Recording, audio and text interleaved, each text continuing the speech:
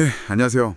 오늘 저희가 함께 살펴볼 자료는 알리바바 지금 매수해야 할 5가지 이유라는 글입니다. 네, 안녕하세요. 이 글에서 제시하는 알리바바 투자 고려 이유들 한번 좀 자세히 파헤쳐 보려고 하는데요. 저희 목표는 이 글의 핵심 주장들을 명확하게 정리해 드리는 겁니다. 네, 흥미로운 주제네요. 자, 그럼 한번 풀어가 볼까요? 네, 좋습니다. 이 글에서 첫 번째로 딱 내세우는 게 알리바바가 중국 AI랑 클라우드 시장에서 상당히 강력하다, 뭐 이런 내용 같아요. 맞습니다. 자체 개발한 그 QN 대형 언어 모델 시리즈하고 최근에 애플이랑 파트너십 맺었다. 이런 걸 근거로 들더라고요. 네, 그렇죠. 여기서 좀 주목할 만한 건 구체적인 수치들인데요. 자료를 보면 클라우드 사업 안에서 AI 관련 매출이 있잖아요. 네네. 그게 7분기 연속으로 세 자릿수 성장을 했다고 하고요. 클라우드 EBITDA, 그러니까 이자랑 세금 빼기 전 이익인데 이게 무려 69%나 늘었다는 거예요. 와, 69%요? 엄청나네요. 그렇죠. 그래서 이 글은 이걸 보고 AI 투자가 드디어 이제 좀 실질적인 성과로 나타나는 거 아니냐? 이런 강력한 증거로 해석하고 있더라고요. AI 쪽 성과가 확실히 인상적이긴 하네요. 근데 알리바바 하면 역시 본업은 이커머스잖아요. 그쪽 상황은 어떤가요? 이게 두 번째 이유랑 연결되겠군요. 네, 맞습니다. 그 핵심 사업인 이커머스가 다시 좀 견고하게 반등하고 있다. 이게 두 번째 포인트예요. 아, 반등이요? 네, 티몰하고 타오바오 매출이 최근 분기 한 9% 정도 개선됐다고 하고요. 그리고 그 유료 멤버십 있잖아요. 88VIP. 네, 알죠. 신호로 보는 거죠. 뭐 소셜 커머스를 확장한다거나 일시간 배송 같은 새로운 서비스 도입도 미래 성장 동력으로 보고 있고요. 핵심 사업이 살아나고 있다니 다행인데 그럼 다음 성장 동력은 어디서 찾고 있을까요? 세 번째 포인트가 그 신사업 이야기인 것 같던데요. 정확합니다.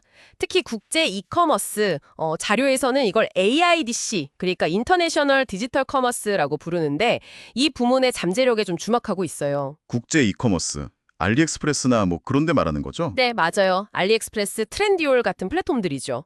이쪽 매출이 최근 분기에 22%나 늘었다고 해요. 오, 22%면 꽤 큰데요. 그죠? 근데 아직은 적자 상태이긴 합니다. 아, 적자인데도 잠재력을 높게 보는군요. 그 이유는 뭘까요? 네, 이 글은 이 국제사업 확장을 되게 중요하게 봐요.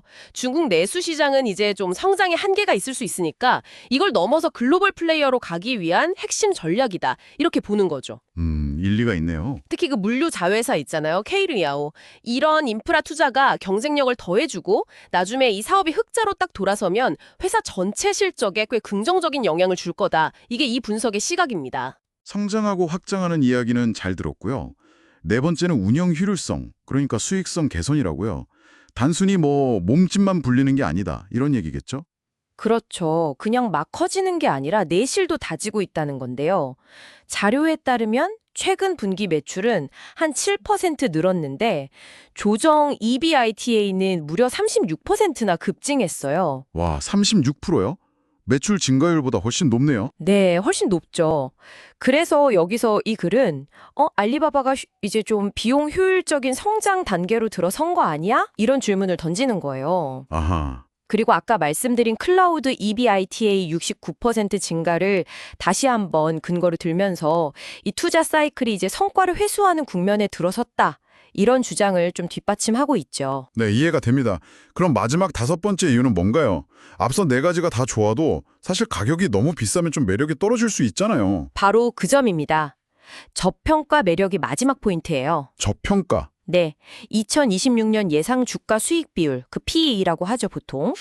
주가를 주당 순이익으로 나눈 값인데 이게 한 11.5배 수준으로 예측된다는 거예요. 11.5배면 다른 빅테크랑 비교하면 어떤가요? 이 자료는 이걸 미국의 아마존 같은 경쟁사에 비하면 상당히 낮다, 이렇게 주장을 하고 있어요. 게다가 재무 상태도 엄청 탄탄하다는 걸 강조하는데요. 재무 상태요? 네, 순현금, 그러니까 바로 쓸 수 있는 현금이 198억 달러, 그리고 단기 투자금 합쳐서요. 거기에 투자 자산이 또 566억 달러.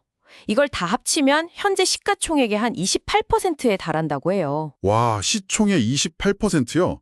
그건 정말 안정적이네요. 현금이 많다는 거니까. 그렇죠. 이 글은 이런 재무 건전성에다가 또 자사주 매입이나 배당 같은 주주환원 정책도 꽤 적극적이거든요. 이런 점들이 장기 투자자에게는 매력적일 수 있다. 이렇게 설명하고 있습니다.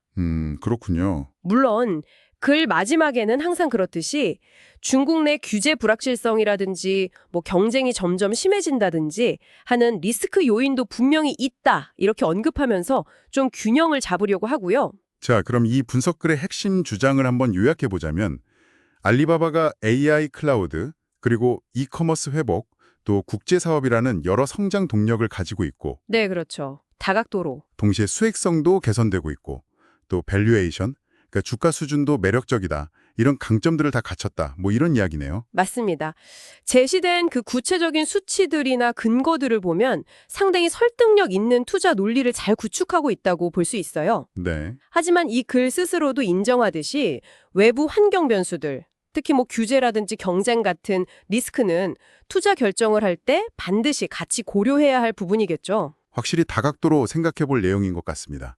그럼 마지막으로요. 이 자료를 바탕으로 당신께서 더 깊이 한번 고민해 볼 만한 질문을 하나 던져보겠습니다. 네, 어떤 질문일까요? 이 글에서 알리바바의 핵심 성장 동력으로 강조된 게 AI 리더십하고 국제사업 확장 이 두 가지잖아요. 네, 그렇습니다. 이 두 축이 앞으로 글로벌 시장에서 서로 시너지를 내면서 잘 성장할까요? 아니면 뭐 예상치 못한 충돌이나 어려움을 겪게 될 가능성은 없을까요? 이 점에 대해서 한번 생각해 보시면 좋겠네요.